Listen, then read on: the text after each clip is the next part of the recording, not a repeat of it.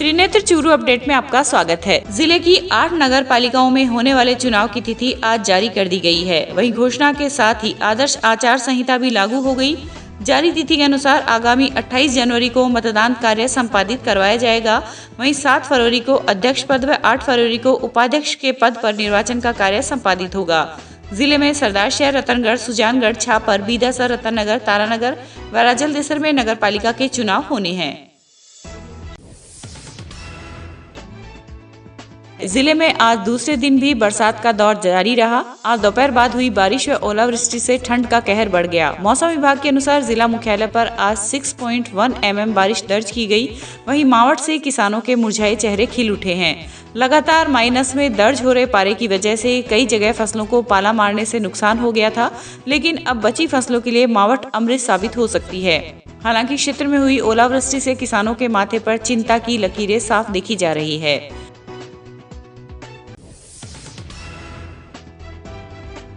रतनगढ़ क्षेत्र में भी बीती रात हुई बारिश के बाद बिजली आपूर्ति व्यवस्था लड़खड़ा गई। कहीं ट्रांसफार्मर गिर गया तो कहीं पेड़ की टहनी बिजली की तारों पर गिर गई। शहरी क्षेत्र में गोरसियों की ढाणी, लूंज फाटा, राघव सिटी, रेलवे कॉलोनी, संगम चौराहा, राम शरणम आश्रम सहित कई क्षेत्रों में बिजली गुल हो गई, जिसे देर रात दुरुस्त कर दिया गया। वहीं चांदगोठिया कुआ के पास जलदाय विभाग की दीवार ढह गई, जिससे पास ही में लगा ट्रांसफार्मर पोल से नीचे गिर गया। ट्रांसफार्मर गिरने से क्षेत्र की बिजली आपूर्ति व्यवस्था करीब 3 घंटे तक बंद रही, जिससे 300 उपभोक्ता प्रभावित हुए। इसके अलावा ग्रामीण क्षेत्रों के फीडर में फॉल्ट आ जाने से गांव पाबूसर, छोटड़िया, मेलूसर, टीडियासर, भुकरेड़ी, मैणासर, सांगासर सहित कई गांवों की बिजली आपूर्ति ठप हुई, जो 7 से 14 घंटे बाद ही दुरुस्त हो पाई। सरदारशहर में भी पिछले 2 दिनों से रिमझिम का दौर जारी है। कल देर रात से शुरू हुई बरसात के बाद मुख्य बाजार, सब्जी मंडी सहित निचले इलाकों में पानी भर गया। बाजार में पानी भरने से दिन भर सन्नाटा पसरा रहा तो व्यापारियों का कारोबार कम हुआ। वहीं क्षेत्र के किसानों का कहना है कि अगर ओलावृष्टि नहीं होती है तो निश्चित रूप से यह बरसात फसलों के लिए वरदान साबित होगी। मुख्यमंत्री अशोक गहलोत ने कल देर रात को प्रशासनिक बेड़े में बड़ा फेरबदल करते हुए ब्यूरोक्रेसी की तस्वीरें बदल दी है। गहलोत सरकार ने राज्य के 4 रेंज आईजी, 3 जिला कलेक्टर सहित 17 जिले के एसपी और आधा दर्जन से अधिक अतिरिक्त पुलिस अधीक्षकों के तबादले किए हैं। इसी के अंतर्गत अब चूरू जिले के नए जिला कलेक्टर सांवरमल वर्मा होंगे। वहीं नारायण टोगस को चूरू एसपी लगाया गया है।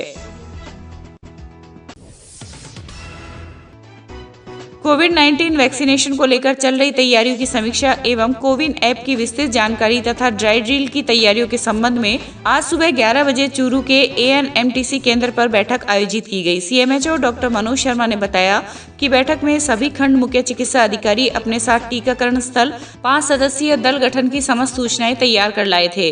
बैठक में वैक्सीनेशन तैयारियों की समीक्षा के साथ वैक्सीनेशन को लेकर निर्देश दिए गए। वहीं ड्राई ड्रिल को लेकर भी चिकित्सा संस्थान के बारे में चर्चा की गई। बैठक में RCHO doctor Anees, doctor Sunil Jandu, BCMO doctor विकास सोनी सहित सभी BPM, BNO व IA मौजूद रहे। जो कोविड वैक्सीनेशन की तैयारियों के लिए आज ये जिला स्तरीय मीटिंग ली जा रही है, जिसमें सभी BCMOs को, ब्लॉक से BPMs को और जो भी CSC प्रभारी हैं उनको बुलाया गया है। जो उन्होंने कोविड वैक्सीनेशन के संदर्भ में क्या तैयारी की है उसका फीडबैक लिया जा रहा है और आगे अपन को इसको और बेहतर तरीके से कैसे करना है इसके बारे में विशेष रूप से दिशा निर्देश दिए जा रहे हैं।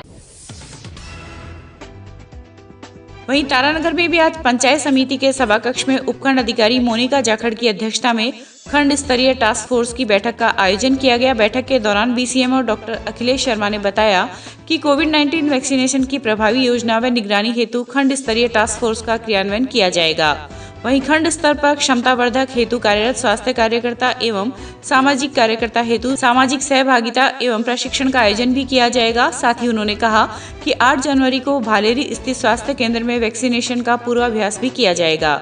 इस मौके पर विकास अधिकारी संतलाल मीणा, सहायक अभियंता शशिकांत कुलड़िया, ACBO बाबूलाल बुनकर सहित अन्य कर्मचारी मौजूद थे। कोरोना टीकाकरण के तैयारियों के संदर्भ में आज तारानगर उपखंड स्तर पर पंचायत समिति सभागार में बैठक ली गई, जिसमें पंचायत समिति विकास अधिकारी, BCMO और NGO के मेंबर्स और कुछ जनप्रतिनिधि और कुछ सरकारी विभागों के अधिकारी शामिल हुए। इसमें सभी को जानकारी दी गई है कि टीकाकरण जो 3 चरणों में होना है उसमें अलग अलग चरणों में किस तरह से टीकाकरण किया जाएगा, किन लोगों को शामिल किया जाएगा और उसमें किन किन वर्गों को शामिल किया जाएगा। इस संदर्भ में सरकार के जो गाइडलाइंस आएंगे समय समय पर उस आधार पर हम लगातार अपडेट करते रहेंगे। आज खंड तारानगर में एसडीएम महोदय की अध्यक्षता में ब्लॉक टास्क फोर्स का आयोजन किया गया, जिसमें कोविड वैक्सीनेशन से संबंधित विभिन्न मुद्दों पर चर्चा की गई, जिसमें वैक्सीन के आने का तथा उसके बारे में समस्त तरह की जानकारी दी गई। इस बैठक में खंड स्तर के समस्त जनप्रतिनिधि, पंचायत समिति से जनप्रतिनिधि, उप प्रधान महोदय तथा विभिन्न विभागों के अधिकारीगण उपस्थित थे। जैसे ही कोई नई अपडेट होगी उस समय तथा साप्ताहिक रूप से बीटीएफ का आयोजन किया जाएगा, ताकि कोरोना की वैक्सीन के संबंध में समस्त तरह की जानकारियाँ उपलब्ध कराई जा सकें।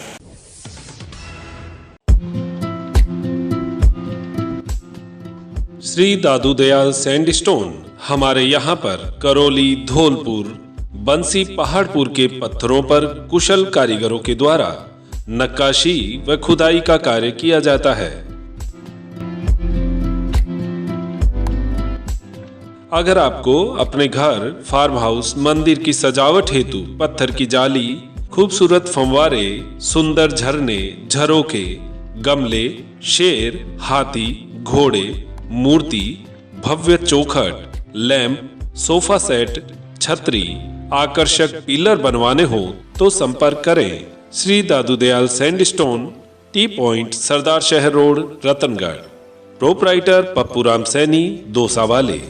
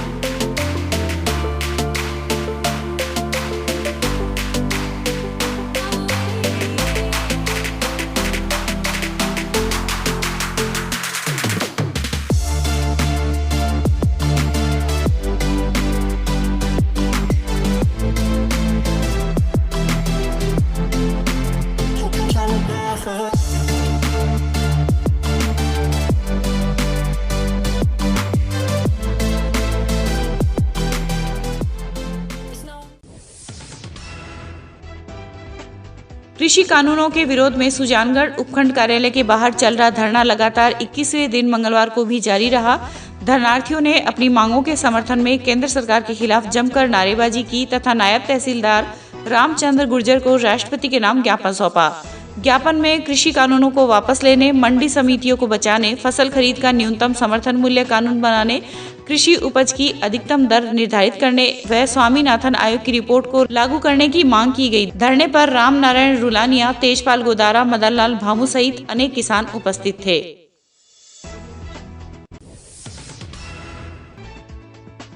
राज्य विधिक सेवा प्राधिकरण जयपुर के निर्देशानुसार एवं अध्यक्ष जिला विधिक सेवा प्राधिकरण बलजीत सिंह के निर्देशानुसार व सचिव राजेश कुमार दड़िया के निर्देशन में बाल गृहों, संप्रेषण गृहों एवं आश्रय गृहों में रह रहे बालक बालिकाओं के बीच पोस्टर पेंटिंग, निबंध लेखन एवं कहानी इत्यादि प्रतियोगिता का आयोजन करवाया गया था। वहीं आज इन प्रतियोगिताओं के विजेताओं को पुरस्कार का वितरण किया गया। इस दौरान उपस्थित बालक बालिकाओं को ऐसे कार्यक्रमों में भाग लिए जाने हेतु प्रेरित भी किया गया।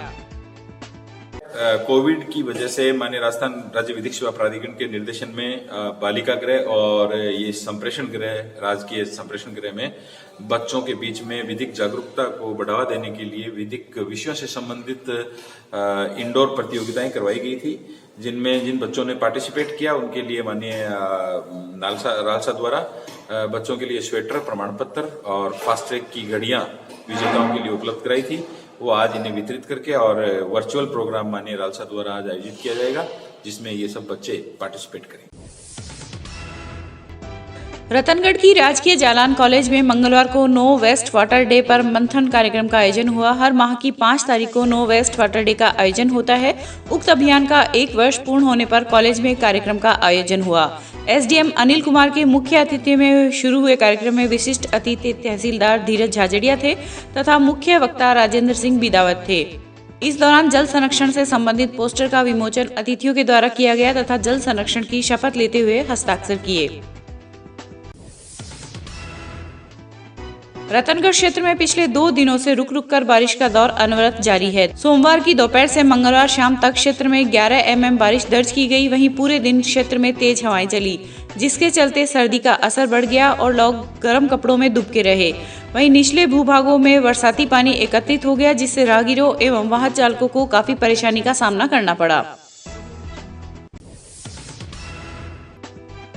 रतनगढ़ से जयपुर जा रही बस आज आरयूबी के नीचे एकत्रित पानी में फंस गई। बस में करीब 3 दर्जन यात्री भी थे। पानी में बस फंसने की सूचना पर क्रेन मंगवाई गई तथा आधे घंटे की मशक्कत के बाद बस को निकाला गया। इस दौरान मौके पर लोगों की भीड़ भी लग गई। प्राप्त जानकारी के अनुसार मालगाड़ी के समय चूरू आउटर सिग्नल स्थित फाटक बंद था। इसी दौरान जयपुर जा रही बस के चालक ने आरयूबी के नीचे से बस को निकालने का प्रयास किया, लेकिन बरसाती पानी एकत्रित होने के कारण आरयूबी के नीचे रोडवेज बस फंस गई।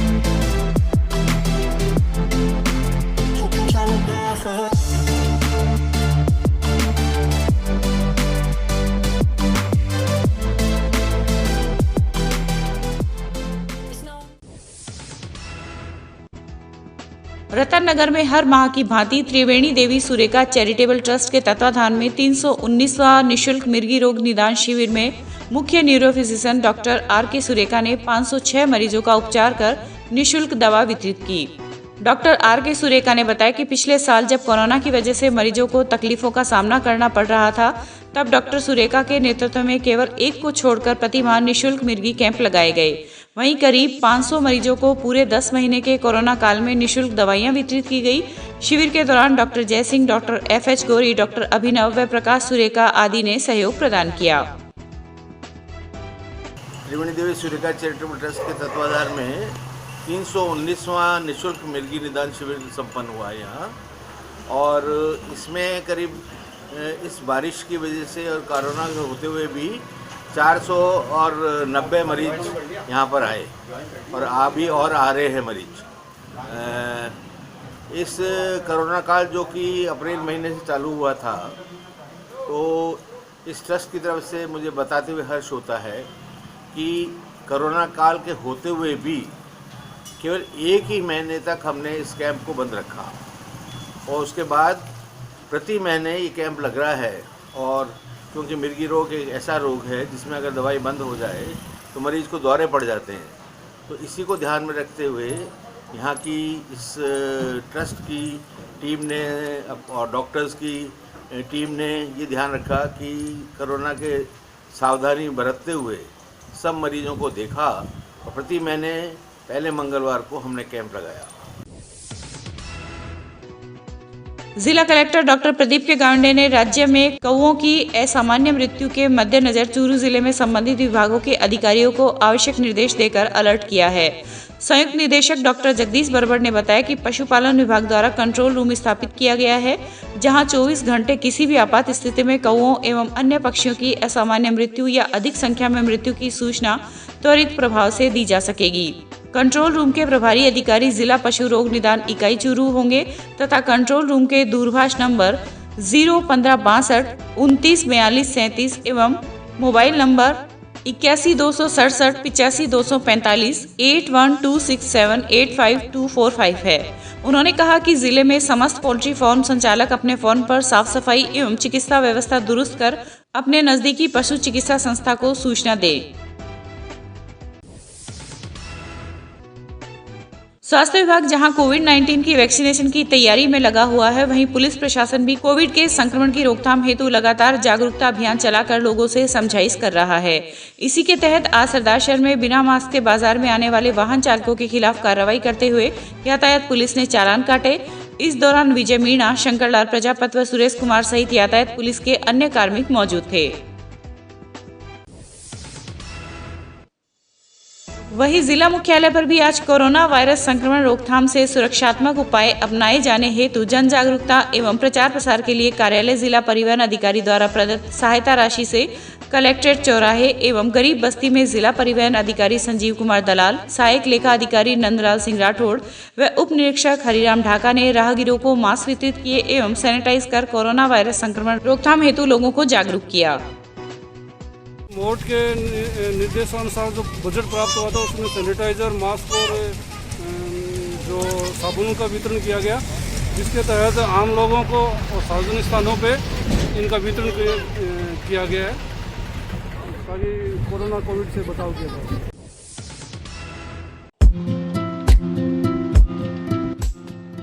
श्री दादू दयाल सैंडस्टोन हमारे यहाँ पर करौली, धौलपुर, बंसी, पहाड़पुर के पत्थरों पर कुशल कारीगरों के द्वारा नक्काशी व खुदाई का कार्य किया जाता है।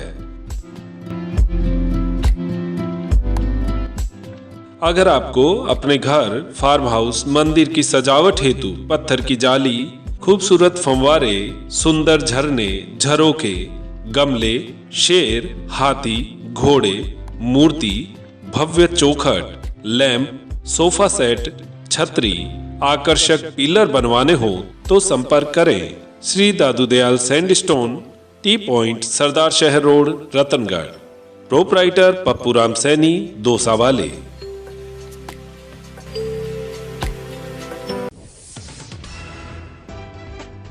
श्री राम जन्मभूमि मंदिर निर्माण निधि संग्रह को लेकर चलाए जा रहे अभियान के तहत आज श्री राजल देसर गौशाला स्थित बाजोरिया सत्संग हॉल में संघ संरचना अनुसार रतनगढ़ जिले का जिला स्तरीय प्रशिक्षण कार्यशाला संपन्न हुई। कार्यशाला में मुख्य वक्ता आरएसएस प्रांत कार्यवाहक गेंदालाल थे। वहीं निधि संग्रह अभियान के जिला संयोजक सुभाष पारिक, आरएसएस जिला संघ चालक डॉक्टर बनवारीलाल शर्मा की उपस्थिति में हुए प्रशिक्षण कार्यशाला में निधि संग्रह अभियान को लेकर सुजानगढ़, सरदार शहर, रतनगढ़, राजेल देसर, सालासर, बीदासर, सांडवा, छापर, पड़िहारा सहित प्रमुख नगरों व कस्बों में तय किए गए संयोजक व सह संयोजक सहित 170 की संख्या से अधिक कार्यकर्ताओं ने प्रशिक्षण प्राप्त किया।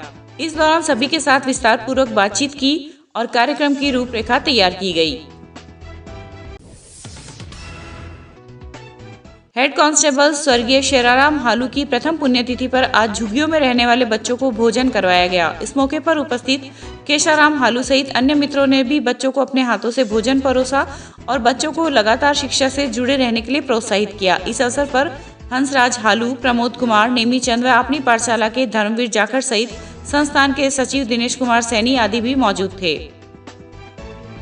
भिक्षावर्ती बाल श्रम में लिप्त झुग्गी झोंपड़ियों, कच्ची बस्ती के जो निर्धन माँ बाप के जो बच्चे थे, उनको पिछले 5 साल से लगातार हम शिक्षा से जोड़ने का एक जतन है वो करते आ रहे हैं और इनका बहुत ही सुखद परिणाम भी देखने को मिल रहा है। बहुत सारे बच्चे 8वीं, 9वीं, 10वीं क्लास तक भी पहुंच चुके हैं और निश्चित रूप से एक दिन ये अपने परिवार का, देश का ज़रूर नाम रोशन करेंगे। लगातार इन बच्चों की शिक्षा में समाज का भी खूब सारा सपोर्ट रहा है और आज तो हमारे ही एक कांस्टेबल साथी जो 12 महीने पहले ही पुलिस की नौकरी के दौरान ही इस दुनिया से विदा हो गए थे, उन्हीं की याद में उन्हीं के सुपुत्र हंसराज जी और पूरी गांव के सभी समस्त यार दोस्त सब मिलजुल करके आज इन्हीं बच्चों को जो इन्हीं की झोंपड़ियों में, क्योंकि कोरोना काल है इसलिए स्कूलें लग नहीं रही, तो झोंपड़ियों में ही इनकी क्लासें वगैरह लग रही हैं ताकि इनको बीमारी से भी बचाया जा सके। तो यहाँ जब ये क्लासें इन्होंने देखी तो आज अपने पिता की याद में इन बच्चों को अच्छा स्वादिष्ट पौष्टिक भोजन है वो